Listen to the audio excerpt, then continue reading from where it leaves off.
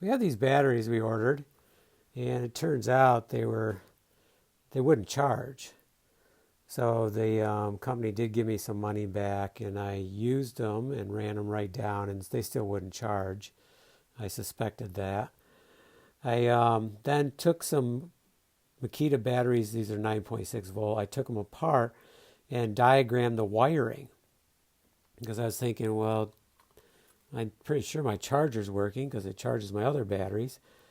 So the key thing is you have your plus, your minus, and then you have this side terminal, and then you have this other side, but it's at a slant. So those are key factors. And the case is clearly marked down here. This is the negative side and positive side, and from that you can see that here is the slant side, and here is the right on the edge, the end.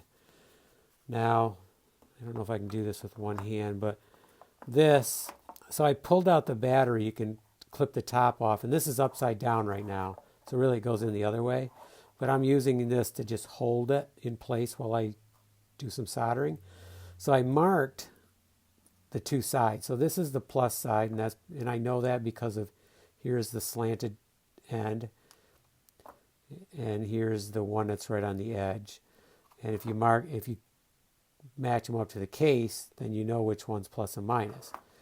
So this is the plus, and over here is the minus, and I marked it right on there so I don't have to figure it out every time. I can just quick look. So you have this wire here, which is connected on two places, and then you have this other wire, which has this on it, which I think might be a resistor or something. So I took the batteries apart that I had that worked. They just were too old. They were just really old, and they just wouldn't take a good charge anymore. But I took them apart, and they were original Makita batteries. So I took them apart and examined where everything was hooked. And I drew it out on a piece of paper. So we can see that this one right here is connected to the negative terminal via a small wire. So no resistor, just the small wire, which is this black one over here.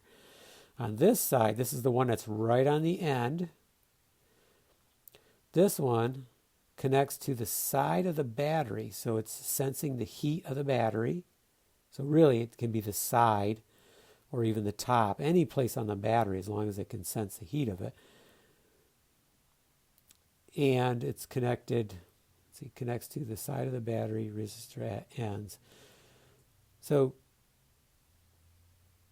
if you look at the way this one was wired, these two are actually flipped.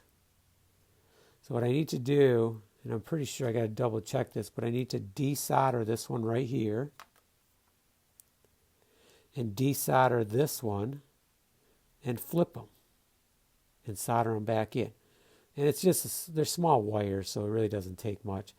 I put them in this clamp so I can hold them and work with the solder in one hand and the iron in the other. So that's what I'm going to do right now. And I did this to one of them, and it works like a champ. So this is number 2, and let's do it. And then we can get this battery flipped around and in the case and fully charged and ready to go.